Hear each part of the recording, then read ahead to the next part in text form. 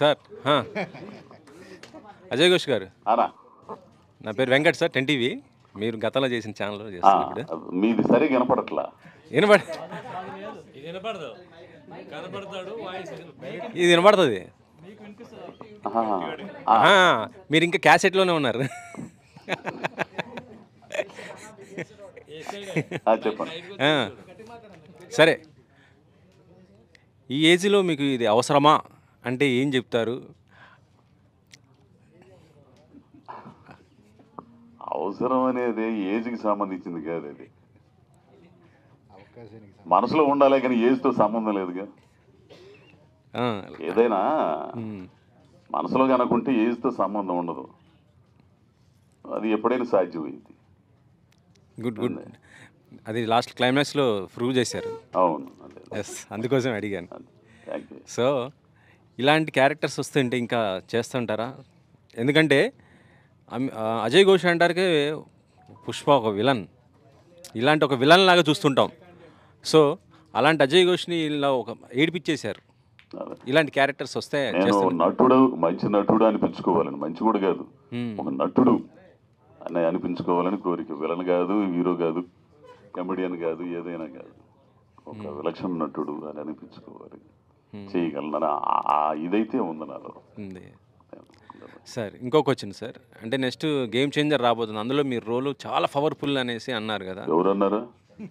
ఎవరు బలివుళ్ళగా ఉండవు నువ్వు అసలు. చేసింది 3 రోజులు ఆడ, నాదేం పవర్ఫుల్ అది ఉంటుందో ఊడితో కూడా తెలియట్లే మనకి. ఆడ వెనక ఆడ ఉంటాం, అబ్బే అంతేనా? అదేం లేదు. Okay okay.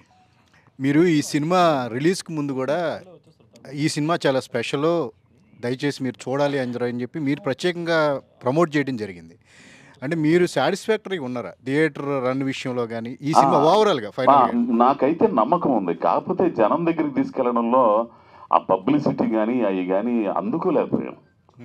ఎందుకంటే ఇప్పుడున్న దీంట్లో ఆ ఖర్చు కానీ ఆ ఇది కానీ, ఇప్పటికే సినిమాకి చాలా పెట్టారు, థియేటర్లకు వెళ్ళాలి. ఆయన శివగారు అయితే, ప్రొడ్యూసర్ గారు అయితే ఎట్లయినా సరే జనం దగ్గర తీసుకెళ్ళాలి ఇది అనే దీంతోనే ఉన్నారు. ప్రతి ఒక్కరి జీవితాల్లో ఉంటాయి ఇవన్నీ కూడా అనేది అనుకున్నాం. ఆ ఉద్దేశంతోనే నేను అన్నిటికీ తెగించి నా నంబర్ కూడా ఇచ్చా, ఫోన్ నంబర్. సినిమా బాగాలేకపోతే ఫోన్ చేసి తిట్టండి అన్న. వీళ్ళందరూ కలిసి దాని ముందు మాట్లాడింది వెనక మాట్లాడింది తీసేసి తిట్టండి నా నంబరు, తిట్టండి నంబరు. ఏమని అర్థం ఉందో ఇది? ఏంది 5 గంటల దగ్గర నుంచి రేచి 2 గంటలు నాకు సావ దొబ్బుతుంటే ఏం చెప్పాలి? ఆ దెబ్బతో నంబర్ మూసేయాల్సి వచ్చింది. సరే, సినిమా చూశాడంటే ఈ ఫోన్ చేసిన వాళ్ళందరూ కనుక సినిమా చూస్తే ఈ స్పాట్కి డబ్బులు వచ్చాయి, ఇంకో సినిమా స్టార్ట్ చేసేవాళ్ళు. ఆడే ఆడే ఆడే ఆడే ఆడే హలో ఏడే మీరేనా ఏడే ఎవరు? అరే అబ్బాయి సినిమా చూసామంటే ఏ సినిమా అండి? ఇంకోడు నేను కూడా సినిమాలో రావాలని ఉందండి, ఏమన్నా చేస్తారా నాకు? ఒరే బాబు, నేను నంబర్ ఇచ్చింది ఇందుకు కాదురా నాయన, సినిమా చూసి చేయరా స్వామి, నీకు దండం పెడతానంటే. ఏ సినిమా అండి? Music shop. మ్యూజిక్ షాప్ మూర్తి చూస్తానండి. అది అంటే మ్యూజిక్ షాప్ మూర్తి సినిమా సంబంధించి ప్రమోషన్లో నేను మాట్లాడిన మాటలు ఏంది? సినిమా చూసి బాగా లేకపోతే ఫోన్ చేసి తిట్టండి అన్న. వాళ్ళేం పెట్టారు? తిట్టండి నంబరు, నన్ను తిట్టండి నంబరు, నన్ను తిట్టండి నంబరు. ఏమన్నా అర్థం ఉందా? అంత ఏది మూసేసుకున్నా ఏం చేస్తా, భరించలేక ఎంత. అరే చెప్పే లోపల ఇంకోటి వచ్చేస్తండే, వద్దులే నీకు దండం పెడతాయ్యా. అంటే ఇందాక అన్నారండి గేమ్ చేంజర్ గురించి అడిగినప్పుడు ఉంటుందో ఊడుద్దో తెలియదు అని. అంటే సినిమాల అవకాశాల విషయంలో జేబ్ సాటిస్ఫాక్షన్ ఉంటుంది కానీ జాబ్ సాటిస్ఫాక్షన్ తగ్గిందనిపిస్తుందా ఒక సీనియర్ ఆర్టిస్ట్గా మీకు అవకాశాల పరంగా కూడా? నేను కొన్ని సినిమాలు మాత్రం సాటిస్ఫై అవుతున్నానండి. చెప్పేది ఏముంది, ఇప్పుడు రంగస్థలం, పుష్ప, ఒక నన్ను మెయిన్ విలన్గా ఇంట్రడ్యూస్ అయిన గురువు గారు పూరి గారి జ్యోతిలక్ష్మి. ఆ తర్వాత చేయగలుగుతున్నాడు, అమ్మ చెయ్యాలా ఇదిరా అని కసి తీసుకొచ్చినాడు వివేకాత్రేయ. రేపు రాబోయే సరిపోదా శనివారంలో ఒక మంచి క్యారెక్టరు. నన్ను యూటిలైజ్ చేసుకో అంటే నన్ను అజయ్ ఘోష్లో ఇట్లా చూపించవచ్చు, ఇతను చేత చేయించవచ్చు అనుకునే వాళ్ళు కొద్దిమంది మాత్రం కనపడుతున్నారండి. నేను వాళ్ళని తప్పట్టడం కాదు, కానీ మరి ఆలోచన మరి ఏందో నాకైతే తెలియదు. నేనైతే చేయడానికి రెడీగా ఉన్నానండి. ఏంది నాకు అవకాశాలు రావాలని కోరుకుంటున్నాను, నన్ను నేను ఇంకా నిరూపించుకోవడానికి, పొద్దున పెట్టుకోవడానికి. డైరెక్టర్ శివ గారు, ఇందాక అజయ్ ఘోష్ గారు మాట్లాడుతూ తీసిందే మళ్ళీ మళ్ళీ తీస్తున్నాడు, విసిగిస్తున్నాడు అని అన్నారు. ఏంటండి, ఎందుకు అలా తీయాల్సి వచ్చింది? అంటే మీకు తెలిసిందే కదండి, నేను డెబ్యూ ఫస్ట్. సో ఆ ఇన్సెక్యూరిటీ అనేది ఉంటుందండి ఇనిషియల్గా. సో నిదానంగా పోను అది ఏమి దాని గురించి రండి, అదే చెప్తున్నాను. డెబ్యూ వల్లనే కొంచెం 2-3 షాట్లు ఎక్కువ తీసి పెట్టుకుంటే మన ఎడిటింగ్లో కొంచెం చేసుకోవచ్చు అనే దాని గురించి అండి 100%. అది ఇప్పుడు ఏంటంటే ఈ సినిమా కంప్లీట్ అయ్యేసరికి అది ఎంతవరకు తీయాలి, ఏం తీయాలి అనేది ఫుల్ క్లారిటీ వచ్చేసిందండి. నెక్స్ట్ సినిమాకి అది రిపీట్ అవ్వకుండా చూసుకుంటున్నాను. అజయ్ ఘోష్ గారు, మైక్ తీసుకో. సార్, ఈ సినిమా మూర్తి మీ కెరీర్ ఎట్లా స్టార్ట్ అయిందో, ఇక్కడి నుంచి మీరు హైదరాబాద్ రావటం ఎలా స్టార్ట్ అయిందో, లైఫ్లో మీ నాటకాలు వేస్తూ గుంటూరు నుంచి ఎక్కడ అదేది ఒంగోలు నుంచి స్టార్ట్ అయింది మీ కెరీర్. అక్కడి నుంచి హైదరాబాద్ వచ్చిన తర్వాత టెలిఫోన్ బూత్లో పడుకోవటం, పంపు నీళ్ళ దగ్గర స్నానాలు చేయటం, ఇట్లా ఇక్కడ కాదు. ఎట్లా అనిపించింది మీ లైఫ్కి ఆ సినిమాకి రిలేటెడ్ అనిపించింది ఎప్పుడన్నా? అనిపించిందండి. చాలా చాలా సంఘటనలు మామూలు కాదు. నిజంగా ఈ మన నాటివి రఘు ఉన్నాడు కదా, అతను నాకు చాలా ఇదిగా ఉండేవాడు. ఇక్కడ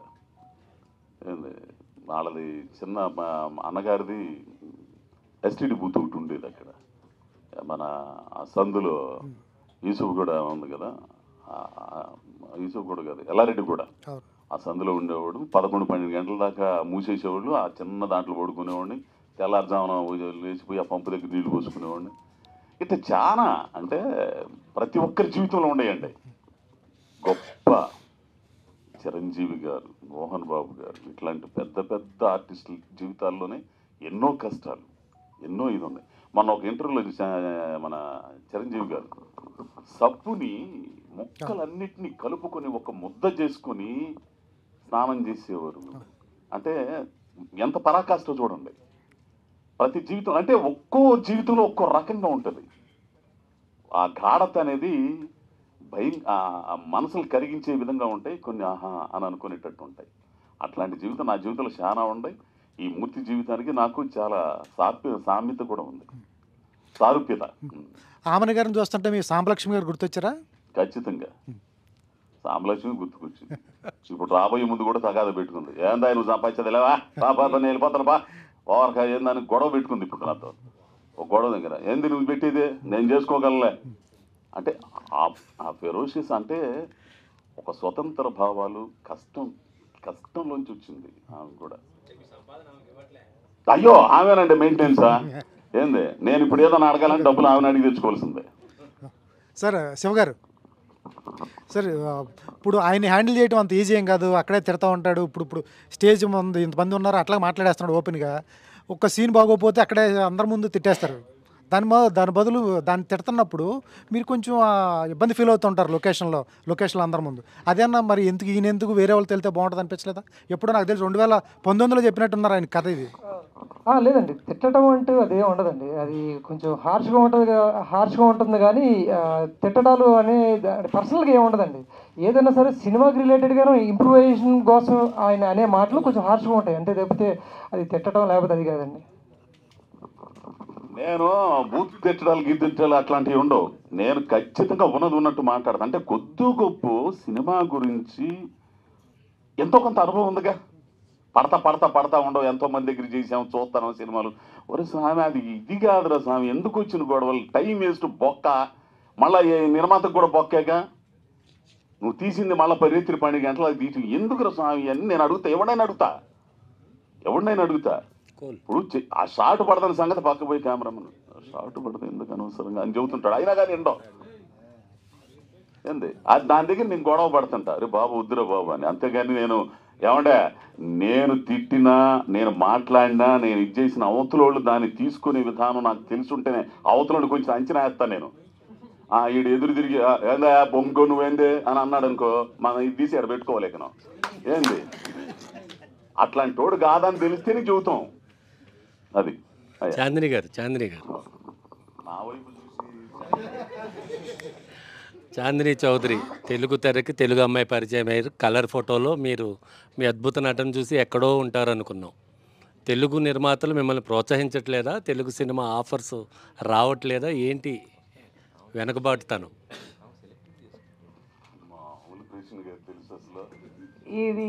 ఈ ప్రశ్న నాకన్నా మీరు అవకాశాలు ఇచ్చే వాళ్ళని అడిగితే సమాధానం రావచ్చు. బికాజ్ నేను కూడా రిసీవింగ్ ఎండ్లోనే ఉన్నా కాబట్టి. కానీ వచ్చే సినిమాలు వస్తూనే ఉన్నాయి. మంచి ప్యాషనేట్ ఫిల్మ్ మేకర్స్ ఎప్పుడు నాతో పనిచేయడానికి ఇష్టపడుతున్నారు. కొత్త సినిమాలు చేసేవారు ఇష్టపడుతున్నారు.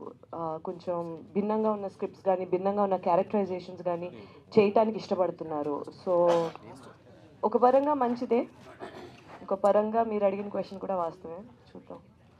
అజయ్ ఘోష్ గారు ఒకసారి, ఇప్పుడు ఈ సినిమా వల్ల ఎన్ని సినిమాలు పోగొట్టున్నారు? నాకు తెలియదు, విడుదలై 2లో ఉన్నారా? విడుదలైతే 2లో లేనండి. ఎందుకు? మాకు అక్కడ స్టిల్ రాబర్ట్ అని ఒక ఆయన ఉన్నాడు, వెట్రిమారన్ గారికి బాగా క్లోజ్. నేను విడుదలై చూసిన తర్వాత అంటే అంత ముందు కూడా వడచెన్నై మసూరన్ ఆ టైంలో కూడా నాకు వడచెన్నైకి అయితే బాగా పిలుపు వచ్చింది. కానీ నేను కొన్ని సినిమాలు ఇరుక్కుపోయి ఇది చేయలేదు. దీంట్లో నేను రాబర్ట్తో నేను మాట్లాడా, కనీసం నన్ను మర్చిపోయారు కదా అని. ఇల్లే నన్ను డైరెక్ట్ కట్ పేసినాను. తర్వాత నేను ఊళ్ళో ఉన్నప్పుడు షూటింగ్కి వస్తున్నాను, ఫోన్ చేసి 4 వరువా అని అన్నారు, రేపటికి వచ్చేస్తావు అక్కడికి హైదరాబాద్ చెన్నై మంచి క్యారెక్టర్ అడగండి అని అన్నాడు. అనగానే నేను ఇక్కడ మళ్ళీ షూటింగ్కి వచ్చేస్తున్నాడు. సో ఫోన్ చేసినప్పుడల్లా కూడా ఏదో ఒకటి దీంట్లో ఉండడం వల్ల నేను చేయలేకపోతున్నాను. ఆ బాధ అయితే నాకు బాగుందండి.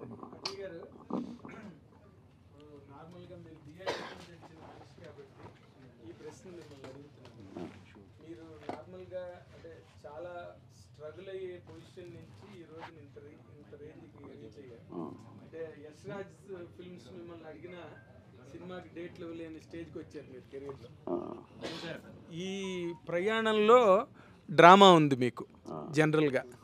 ఇప్పుడు మీరు అక్కడి నుంచి ఈ స్టేజ్కి వచ్చేసిన దాంట్లో కనుక మీ మీద ఒక పిక్చర్ కనుక ప్లాన్ చేస్తే అదే డ్రామా ఉండే పరిస్థితులు ఉన్నాయా మీ కెరీర్లో, లేకపోతే అంత సాఫీగా వెళ్ళిపోయిందా? అట్లాంటివి చాలా ఉండేవి స్వామి, చాలా ఉండే. మీరు చెప్పిన కథ బాగుంది. ఒకడు పెద్ద నటుడు వాళ్ళనికి వచ్చినోడు ఆడు డేట్లు కూడా ఇవ్వలేని పరిస్థితికి ఎగిదితే మామూలుగా యశ్రాజ్ ఫిల్మ్స్ అంటే అప్పుడు నాకు ఫోన్ చేసి వాళ్ళు ఏమైనా స్క్రిప్ట్ గిఫ్ట్ కూడా పంపించారు. మనకేమైనా హిందీ మీద పట్టు లేదు. ఏంది పట్టు లేకపోతే భాష మీద తెలియకపోతే ఆ భావం పలకడం కష్టం అవుతుంది, చాలా ఇబ్బంది అవుతుంటది. మనం చూస్తుంటాం మన సినిమాలో హిందీ వాళ్ళని తీసుకొచ్చాడు పెట్టి వాడు ఏది మాట్లాడుతాడో కట్టర్ మీద రాసి ఈ చాలా జరిగినాయి ఇక్కడ. ఏంది ఆ నంబర్లు కొంచెం మా ఒక ఆయన ఉన్నాడు, ఎందుకు జవడం ఎందుకు లేకనే ఏంది. సో నాకు భాష మీద పట్టు లేకపోతే నేను చేయనండి. మలయాళంలో అవకాశం వచ్చింది ఆఫ్టర్ పుష్ప, అన్ని భాషలు ఇచ్చారండి. యశ్ రాజ్ గారికి సంబంధించి దాన్ని అడిగితే నేను ఆ స్క్రిప్ట్ కూడా ఏదో కొంచెం హిందీ కొంచెం తేడాగా ఉంది, ఇంకా ప్రయత్నం చేసి ఇంకోసారి పంపండి వీడియోలు అంటే నాకు కుదరదులేండి, ఇప్పుడు నేను చాలా బిజీగా ఉన్నానని చెప్పాను నేను. అదే నేను అడిగిన క్వశ్చన్కి సమాధానం కాదు ఇది. అంటే నార్మల్గా ఇప్పుడు మీరు ఆర్టిస్ట్గా సక్సెస్ అయ్యి ఒక రోజు ఒక ఇమేజ్ ఏదో ఒక మార్క్ వచ్చిన తర్వాత ఈ రోజున మీరు ఈ స్టేజ్కి వచ్చారు కదా, డేట్స్ ఇవ్వలేని ఫర్ ఎనీ రీజన్, హిందీ రాకపోవచ్చు, ఇంకోటి కావచ్చు. ఈ మధ్య ఈ పీరియడ్లో ఈ సినిమాలో ఉన్న ఇలాగే మీ సినిమా తీస్తే ఈ నాటకీయత పండే సందర్భాలు ఉన్నాయా? మీ ఖచ్చితంగా పండిద్దండి. మంచి కథ బాగా చెప్పారు, పాయింట్ మీరే చేయండి కథ, నేను చేస్తాను. తర్వాత ఈ సినిమా క్యారెక్టర్ చేయడం అంత సులభం కాదండి, ఎందుకంటే ఇది ఒక బయోపిక్ క్యారెక్టర్ లాంటి క్యారెక్టర్ ఇది. అవును, అందరి జీవితాలకు సంబంధించి ఒక బయోపిక్ క్యారెక్టర్ అది ఎవరిదైనా కావచ్చు. మీరు ఇందాక అన్నట్టుగా అందరి జీవితాల్లోని ఆ సందర్భాలు ఉంటాయి స్ట్రగుల్ పీరియడ్లో. కానీ అసలు నార్మల్గా ఈ క్యారెక్టర్ని మీరు ఇంత బాగా చాలా న్యాచురల్గా ఎక్కడ యాక్ట్ చేస్తున్నారు అనిపించకుండా చేశారు. దీనికి మీకు ఏమైనా ఇన్స్పిరేషన్ ఉందండి? అంటే ఆ పెర్ఫార్మెన్స్కి మీరు ఎవరినైనా ఇన్స్పిరేషన్ తీసుకున్నారా, కేవలం ఇట్ ఈస్ యువర్ ఓన్ అండి? ఎవరిని ఇన్స్పిరేషన్ లేదంటే జీవితమే. జీవితంలో అనుభవాల తాలూకు నేను అనుభవించిన అన్ని కూడా నాకు ఒక్కొక్కసారి అన్ని తెలుస్తూ ఉంటాయి. అంటే ఆ క్యారెక్టర్ అంతా నా జీవితమేనండి. జీవితంలో అట్లాంటివి చాలా చేసి ఇంతకంటే దారుణం ఈయనండి ఓ టైంలో. అదేలేండి. అట్లాంటివన్నీ కూడా గుర్తుకు తెచ్చుకుంటే ఆటోమేటిక్ చేసి ఏదైనా అద్భుతంగా చేశారు. అయ్యా మంచి థ్యాంక్స్, మీలాంటి సీనియర్ జర్నలిస్ట్ మీరు అభినందించినందుకు కృతజ్ఞతలు స్వామి. Thank you. Hi sir, producer గారు.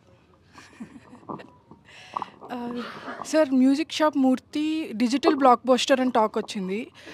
బట్ థియేటర్లో అంత రేంజ్కి రీచ్ అవ్వడానికి మీరు ఏమైనా మిస్టేక్స్ చేశారనుకుంటున్నారా? Why do you think this happened? అంటే డిజిటల్లో అయితే మటుకు సక్సెస్ఫుల్ బ్లాక్ బస్టర్ అని టాక్ ఉంది.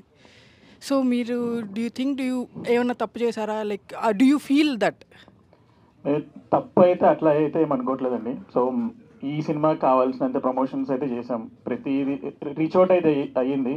అండ్ మీకు తెలుసు ఇప్పుడు చాలా సినిమాలు థియేటర్కి వెళ్ళట్లేదు ఎవరు. సో ఓటీటీకి అలవాటు అయిపోయారు జనాలంతా. So maybe that's the reason అయితే అనుకుంటున్నామండి. చాందిని గారు, ఏవం మ్యూజిక్ షాప్ మూర్తి రెండు ఒకే రోజు రిలీజ్ అయ్యి మీ సినిమాలు, దీనివల్ల దీనికి ఏమన్నా దెబ్బ పడిందని అనుకోవచ్చు? ఏంటండి? దానివల్ల దీనికి ఏమైనా దెబ్బ పడింది అనుకోవచ్చు? అంటే థియేటర్లు దొరక్క అట్లా ఇబ్బంది పడి ఏమన్నా? సారీ, థియేటర్లు దొరక్క అట్లా ఇబ్బంది పడి రెండు సినిమాలు మీ ఒకే రోజు వచ్చాయి కదా, అవునండి. దాని గురించి. రిపీట్ చేయరా? రెండు సినిమాలు ఒకే రోజు వచ్చాయి కదా, ఒకదాని వల్ల ఇంకో దానికి థియేటర్లు దొరక్క అట్లా ఏమైనా ఇబ్బంది పడ్డారని అనుకోవచ్చు? అంటే అదే రోజు వేరే సినిమా రిలీజ్లు కూడా ఉన్నాయి. అంటే థియేటర్స్ గురించి నాకు అంత ఐడియా లేదు. సో రెండు సినిమాల్లో మీకు ఏది బెస్ట్ అనిపించింది?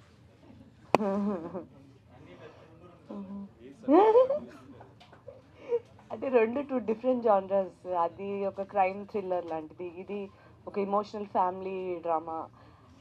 రెండు కంపేర్ చేయలేమండి. అంటే ఏ సినిమాకి ఎక్కువ మీకు ప్రశంసలు వచ్చాయని? ఎక్కువ ప్రశంసలా రెండుకి అంటే అది ఎందుకంటే అది కంప్లీట్లీ ఒక డిఫరెంట్ కైండ్ ఆఫ్ క్యారెక్టరైజేషన్, ఇది కంప్లీట్ డిఫరెంట్ క్యారెక్టరైజేషన్. దేనికి రావాల్సింది ఆ ఒక ఏమంటారు అప్రిసియేషన్, అటెన్షన్, దేనికి రావాల్సింది అది వచ్చింది. All the best. Thank you. Amit, చాలా రోజుల తర్వాత అంటే రంగస్థలం చేశారు కదా, మంచి రోల్ మీకు. ఆ తర్వాత మళ్ళీ ఇదేనా? కాదండి, వకీల్ సాబ్ చేశాను. Vakeel Saab, yes yes yes, Vakeel Saab చేశాను. ధమ్కీ చేశాను. ఏది? వకీల్ సాబ్ చేశాను. వకీల్ సాబ్. దాని తర్వాత ధమ్కీ చేశాను. ధమ్కీ, హర్ అని చెప్పి ఒక సినిమా చేశాను, కొత్త డైరెక్టర్. ఇది ఇంకా రెండు ఉన్నాయి రిలీజ్కి. ఏమేమి ఉన్నాయి నెక్స్ట్? అసురగన్ రుద్ర అని ఒక సినిమా ఉంది. నేను, మురళీ శర్మ గారు, నరేష్ అగస్త్య, శత్రు 4 లీడ్స్ ఉన్నాం. అది రిలీజ్ ఉంది 2 monthsలో. అండ్ ఇంకొకటి సినిమా షూటింగ్ చేస్తున్నా, untitled it is. Okay okay okay. ఆగరా, అడుగుతాడు చాందిని.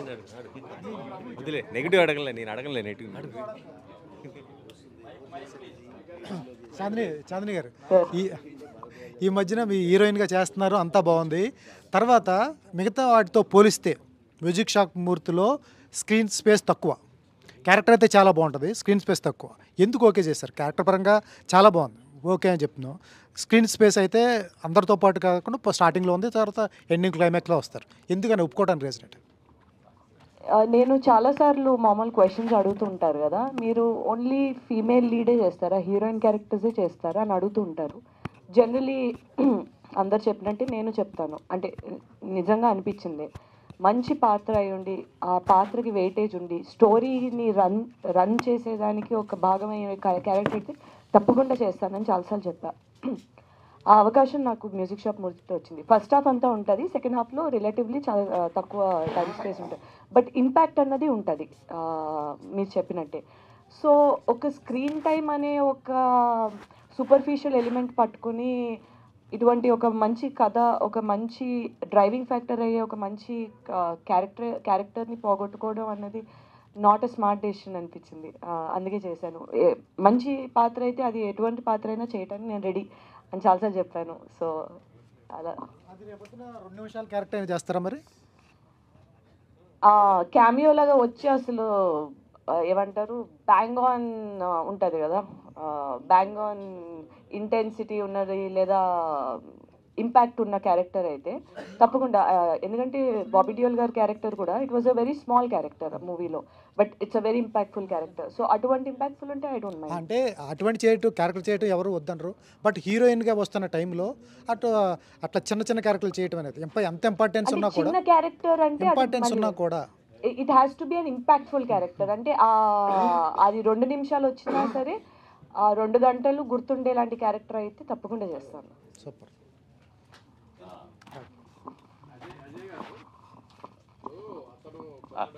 కొత్త డైరెక్టర్, కొత్త ప్రొడ్యూసర్, అంతో ఇంతో అనుభవం ఉంది. జనరల్గా మీలాంటి ఆర్టిస్టులు కొత్త వాళ్ళను ఎంకరేజ్ చేయరు. ఒకటి ఇట్లాంటి స్టోరీ తీసుకొస్తే అసలు విని కూడా నచ్చలేదని చెప్తారు. మీరు ఎందుకు ఒప్పుకున్నారు? అబ్బాయి ముందర ఫస్ట్ ఆఫ్ ఆల్ నేను ఎవరు నా మాట అన్నయ్యా నాయన ఎందుకు వచ్చిన కూడా నేను ఫస్ట్లో చెప్పా, నేను ఈ కథ అన్న తర్వాత ఎవరు స్వామి నాతో ఏంద్రయ్యా ఇదంతా నువ్వు లేనిపోయిన వారం చాలామంది ఉండరు కదంటేను, లేదండి మీరైతేనే బాగుంటుంది అన్నాడు. సర్లే చూద్దాంలో కొంచెం పుష్ప ఈ వారం ఉంది తర్వాత చూద్దాంలే అన్న. వెళ్ళిపోతాడు సర్దుకుని వెళ్తాడులే అనుకున్నా. తర్వాత సంవత్సరం తర్వాత వచ్చాడు మళ్ళా. వచ్చి ఏమంటే చేద్దాం ఊరిని ఏమొచ్చి పెట్టేటట్లేడు అని చెప్పేసి మళ్ళీ ఇంకోసారి చెప్పన్నా. చెప్పిన తర్వాత సరే చేద్దాం, నీకు నమ్మకం ఉందా? నా మీద నమ్మకం ఉంది, ఓకే కానీ పద అని అట్ట అయిపోయింది అనమాట. ఇంకోటి నేను ఎవరి కథ చెబుతానన్నా కానీ వద్దురా స్వామి నాతో అని నేను అన్నయ్యవు, నేను ఆ మాట అన్నాను. అదే అదే అదే అవునవునవును. చాందిని గారు హాయ్. హాయ్, ఎలా ఉన్నారు? బాగున్నాను. సో బాగున్నాను. So first of all congratulations. So cinema మంచి పాజిటివ్ టాక్, మంచి హిట్. అండ్ మీ ఇద్దరి కాంబినేషన్ అంటే అజయ్ ఘోష్ గారు మీ కాంబినేషన్లో లేకపోతే మీకు నచ్చిన సీన్ ఏమన్నా ఉందా? దాని గురించి ఏమన్నా బాగా అడిగాను సార్.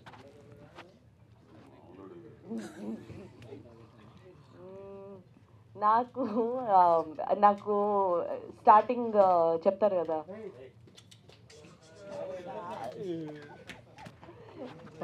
డీజే అవుతావా నువ్వా, యూ థింక్ ఇట్స్ జోక్, అక్కడి నుంచి స్టార్ట్ అవుతుంది కదా ఆ బిట్. తర్వాత నేర్పించే సీక్వెన్సెస్ ఉంటాయి కదా, ఆ బిట్స్ అనేది కొంచెం ఫన్ ఎలిమెంట్స్ ఉన్న బిట్స్ అయితే నేను బాగా చేస్తాను. ఎస్పెషల్లీ నాకు మనం డాన్స్ చేసాం, నాకు ఆ బిట్స్ చాలా నచ్చేది. ఇంత డాన్స్ బిట్ ఉంటుంది, దట్ హోల్ సీక్వెన్స్ నానిది హిందీ నాది, ఆ హోల్ సీక్వెన్సెస్ బాగా ఎంజాయ్ చేశాను. ఎక్కువ సరదాగా చేయడం కొంచెం బాగా ఇష్టపడతాను నేను. అజయ్ ఘోష్ గారు అంటే మనం ఏదైనా ఒక క్యారెక్టర్ ప్లే చేసినా, ఒక సినిమా చేసినా, ఆ క్యారెక్టర్ నుంచో ఆ సినిమా నుంచో మనకి ఏదో ఒక కొత్త అలవాటు ఏదో ఒకటి అవుతూ ఉంటుంది, లేకపోతే ఏదో ఒకటి నేర్చుకుంటాం కదా. సో అలా మ్యూజిక్ షాప్ మూర్తి నుంచి మీకు ఏమైనా కొత్త అలవాటు అయిందా, లేదా ఏమైనా నేర్చుకున్నారా ఏంటి? నేను డీజే అయితే నా వల్ల కాదు సార్. ఏంది మ్యూజిక్ నేను ఇప్పుడు పోయి పెద్ద దానిలో ఈ దిప్పి అంత టైం ఉంది, ఓపిక నాకు తీరిక ఓపిక లేవు, రెండు లేవు. ఏంది కాకపోతే ఏంటంటే సాధ్యం కాకపోవడం అనేది లేదు. నేర్చుకోవాలనుకుంటే ఇప్పటికైనా నేర్చుకోవచ్చు. అయితే నాకు ఈ సినిమా ద్వారా నేనేమో కొత్తగా నేర్చుకున్నాను ఏంటంటే,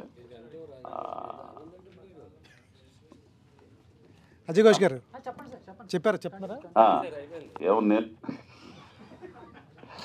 నేర్చుకుంది ఏంటంటే, ఎప్పుడు చెప్పేది అందరూ ఏంది విషయం ఉంటే జనం ఆదరిస్తారు అనేది తెలుసుకున్నాను.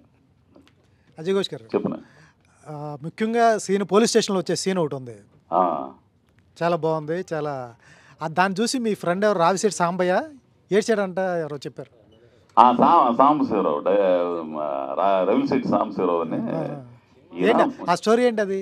ఇప్పుడు ఈయన ఫస్ట్ అయిపోయిన తర్వాత ఇంకా మ్యూజిక్ ఏమి ఇలా ఇంటికి వచ్చి ల్యాప్టాప్ ఆన్ చేసి నేను మళ్ళీ వస్తానని చెప్పి ఆన్ చేసి వెళ్ళిపోయాడు. చిన్న పని ఉండి వచ్చారు, ఊరి నుంచి 4 వచ్చారు. వస్తే మొత్తం కూర్చున్నాం, నేను చూస్తుంటే వీళ్ళందరూ వెనక కూర్చున్నారు. ఆ పోలీస్ స్టేషన్ సీను ఇవన్నీ అవి అయిపోయినాయి, తర్వాత అయిపోయినాయి. ఇదంతా అయిపోయిన తర్వాత ఆడు మహా కర్కొట్టుకుంటాడు సాంబశివరావు అనేవాడు. ఏంది అతను కూడా డైరెక్షన్ 2-3 సినిమాలు చేశాడు. ఏడుస్తున్నాడు. ఏంది సాంబశివరావు అంటే, ఏందన్నా ఆ సినిమా ఏందన్నా అంటున్నాడు. అయింది నేను నిజంగా నచ్చిందా లేకపోతే డ్రామా చేస్తున్నాను అని, ఏందన్నా ఇట్లాంటి సినిమా కూడా ఉంటుందా అని అంటున్నాడు. అట్లా ఆ సినిమా వెనక అది సాంబశివరావు కథ. అది అన్నా నువ్వు వెట్రిమారను, సుకుమారు, మారుతి గారు పెద్ద డైరెక్టర్లు చేసావు. ఆయన శివగారికి ఎటువంటి అనుభవం లేదు, డిస్ట్రిబ్యూటర్ ఫస్ట్ ఆఫ్ ఆల్. ఆయన ఎట్లా నమ్మావు? మంచి కథ చేస్తారు వీళ్ళంతా, మంచి కథ రాసుకుంటారు. కథ రాసుకున్నా కూడా ఎగ్జిబిషన్ టైంలో చాలా ఇబ్బందులు పడుతూ ఉంటారు. అదే మీరు చెప్పినట్టు కింద నుంచి పెట్టడం, పైనుంచి పెట్టడం, నానా ఇబ్బందులు పడుతూ ఉంటారు. ఇవన్నీ ఎలా నమ్మావు? ఎందుకంటే ఇది భలే పాయింట్ అబ్బాయి. ఎవరన్నా కథ చెప్పడానికి వచ్చేటప్పుడు ఆ చెప్పే విధానం, ఆ మనిషిని కరెక్ట్గా అంచనా ఇస్తే విషయం ఉన్నోడా లేదని తెలిసిపోయింది. చోచోకి వెళ్తున్నాడా లేకపోతే లోతుగా వెళ్తున్నాడా అని తెలిసిపోయింది. ఆ అంచనా కొద్దిగా పోయగల ఇది కొంచెం నాకు ఉంది. ఎవడు చెప్పినా కథలు కొత్త కుర్రోళ్ళు ఎవడు చెప్పిన ఎవడి దగ్గర ఎట్టేయాలంటే ఉండదు, ఎవడు చెప్పలేడు తెలిసిన, ఎవడు చెప్పలేడు. సో ఖచ్చితంగా కొత్త కుర్రోళ్ళు ఎవడు కథ చెప్పినా నేను ఇప్పుడు వింటానంటాను. నేను ఏమంటే మీకు అదంటే బలివుడి స్వామి ఆఫీస్ ఆర్డర్ స్వామి నేను వచ్చేస్తానంట. లేదండి మీరు ఎక్కడుంటారు చెప్పండి సార్. వద్దు, నువ్వు నా ఉన్న చోటకు వద్దు, నేనే వస్తా. ఏంది వింటాను. అది చెప్పేటప్పుడు ఆలోచిస్తా, ఓహో విషయం ఉంది అనుకుంటే మాత్రం సరేనబ్బాయి చేద్దాం అని అంటుంటాను అనమాట. అట్లా నేను ఎవరిని కాదన్నండి కథ చెప్పేవాళ్ళందరినీ కూడా. శివ కథ చెప్పేటప్పుడు ఆ చెప్పే తీరు ఉంటుంది, దాన్ని బట్టి అర్థమైపోయింది విషయం ఉన్నోడని. అదే అదే అదే అడుగుతున్నా కానీ మేఘనా మ్యూజిక్ షాప్లో మూర్తి గారు మీ ఫాదర్ కదా, ఆయనతో చేస్తున్నప్పుడు ఎలా అనిపించింది? అంటే రియలిస్టిక్గా చూస్తుంటే మీ ఫాదర్ ఎలా ఉంటారు ఏంటి అసలు? ఫస్ట్ డే షూటింగ్ చేసేప్పుడైతే భయం వేసింది. అంటే ఫస్ట్ టైం ఆయన ముందెళ్ళి నించినప్పుడు భయం వేసింది. బట్ వన్స్ షూట్ స్టార్ట్ అయినదో ఆయన చాలా జోవియల్, ఏం మాట్లాడినా ఇంకా సెట్ అంతా ఫుల్ హంగామా అవుతూ ఉంటుంది. అండ్ సెట్లో ఏమన్నా మేము ఫుల్ ఫ్రెష్గా మార్నింగ్ రెడీ అయ్యి వచ్చేవాళ్ళం అన్నమాట సెట్లోకి, న్యాచురల్గా ఉండాలని. ఆయన పక్క నుంచి పెట్టి గ్లిజరిన్ చూపించేవాళ్ళు ఇద్దరికి, ఇంకా డల్గా ఉండాలని. అలాంటివి ఫస్ట్లో భయపడ్డా, బట్ ఎండింగ్కి వచ్చేసరికి ఆయన చాలా నేర్చుకున్నా. సెట్లో ఎలా జోవియల్గా ఉండాలి, ఎలా న్యాచురల్గా యాక్ట్ చేయాలి, ఇవన్నీ ఆయన నుంచి నేర్చుకున్నా. Okay okay. మీకు ఎలా అనిపించింది? అంటే మీ లాస్ట్ క్లైమాక్స్లో మీ ఇద్దరు క్యారెక్టర్సే అసలు నిజంగా ఏడ్పించేశారు. మీ అజయ్ ఘోష్ గారితో రొట్టెలు చేయటం అవన్నీ ఎట్లా ఉంది? లేదండి, యాక్చువల్లీ సార్ యాక్చువల్లీ అందరితో చిన్న పెద్ద అని అలా ఏమి ఉండదు, అందరితో చాలా రెస్పెక్ట్ఫుల్గా మాట్లాడతారు. ఆమని మ్యామ్తో సీన్ చేస్తున్నప్పుడు ఎలాగైతే ఉంటారో మాతో సీన్ చేస్తున్నప్పుడు కూడా అలాగే ఉంటారు. మమ్మల్ని యాక్చువల్లీ చాలా కంఫర్టబుల్గా ఫీల్ అయ్యేలా చేశారు. చేయగలరు చేయండి అని చెప్పి చేయించేవాళ్ళు. మ్యాగీ చెప్పినప్పుడు ఫస్ట్ అంటే మేము వెళ్ళగానే అందరు పెద్ద పెద్ద ఆర్టిస్టులు ఉన్నారన్నమాట. కొంచెం భయం వేసింది, బట్ ఆ డే ఎండ్ అయ్యేసరికి ఎవ్వరు మమ్మల్ని అలా ఫీల్ అయ్యేలా చేయలేదండి.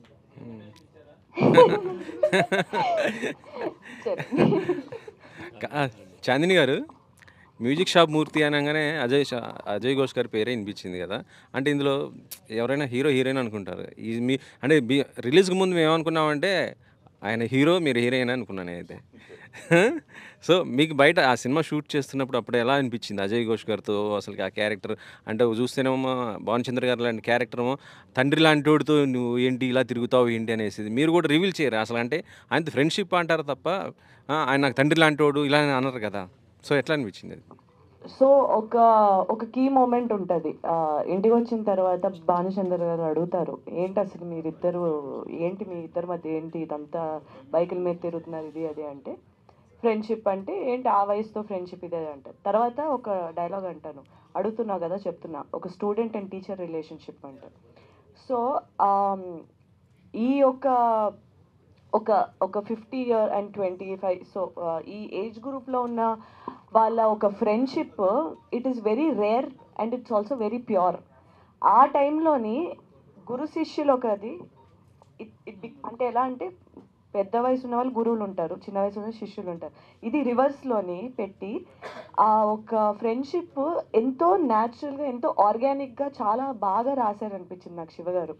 So I was really looking forward అనమాట. ఎందుకంటే నాకు కూడా ఫస్ట్ టైం కదా ఇటువంటి ఒక కాన్సెప్ట్, ఇటువంటి ఒక ఒడిసే ఆ కెమిస్ట్రీ అది డెవలప్ చేయడం అదంతా కొంచెం నాకు కూడా కొత్త కాబట్టి ఐ వాజ్ ఎక్సైటెడ్. ఇది ఎలా చేయగలం, ఎందుకంటే ప్రతిసారి ఒక కొత్తగా ఏదైనా చేద్దాం అనుకుంటూ ఉంటాం. సో ఇది కొత్తగా ఎలా చేయొచ్చు అని. అండ్ మీరు అబ్జర్వ్ చేస్తే నేను ఇప్పుడు ఈ మధ్య చేస్తున్న సినిమాలు కూడా ఎక్కువ రొమాంటిక్ యాంగిల్ ఉండట్లేదు.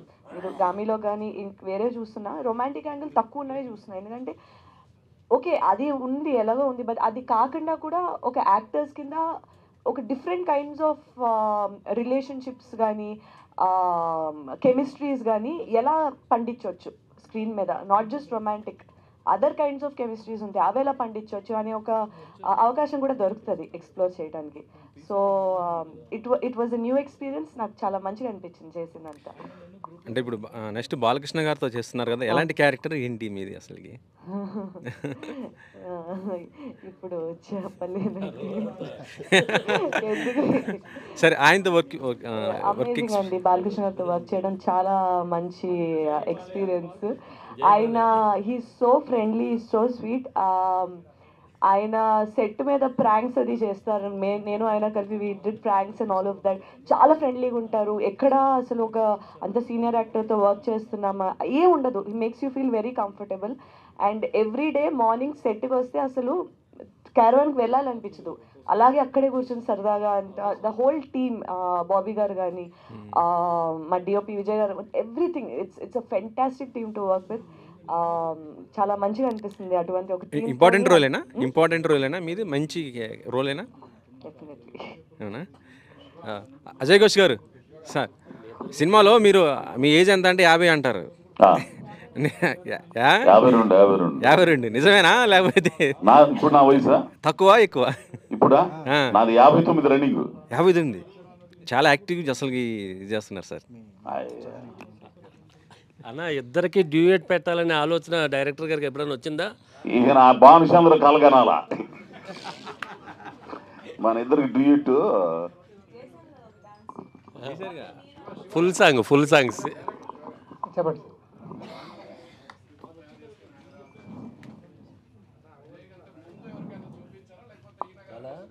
లేదండి, ఫస్ట్ ఈయనకి చెప్పాను, ఆయనతోనే చేశాను. ఆ క్యారెక్టర్ ఫిట్ అవుతారు అనిపించిందండి. నేను ఈ సినిమా చూసి అంటే రంగస్థలం అండి ఫస్ట్ ఆయన అంటే రిజిస్టర్ చేసుకుంది ఆయన యాక్టర్గా. సో ఆయన అప్పుడు నేను క్యారెక్టర్ ఊహించుకున్న దాంట్లో ఆయన ఫస్ట్ అక్కడ యాక్టర్గా తెలిసిపోయారు. యాక్టింగ్ చేయగలరు, ఈయన ఏ క్యారెక్టర్ అయినా చేయగలరని. సో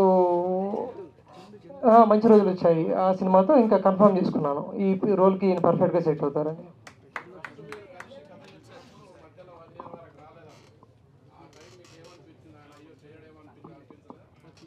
లేదండి, అదేం లేదు. అంటే కోవిడ్ టైంలో కొంచెం అంతా గందరగోళంగానే ఉంది, మనకు అంత టైం కూడా లేదు ఆలోచించుకునే టైము. సో మళ్ళీ కోవిడ్ అంతా సెటిల్ అయింది, మళ్ళీ వెళ్ళి కలవడం జరిగింది, ఒప్పుకున్నారండి. షో గారు చెప్పండి. కంగ్రాచులేషన్స్ అండి. థ్యాంక్ యూ అండి. సో ఈ సినిమా ఇంత పెద్ద హిట్ అయింది అండ్ మంచి రెస్పాన్స్ వస్తుంది. సో దీని తర్వాత ప్రాజెక్టులు ఏమైనా వచ్చాయన్నా? ఏమైనా ప్రొడక్షన్ హౌస్ నుంచి కాల్స్ వచ్చాయి మీకు?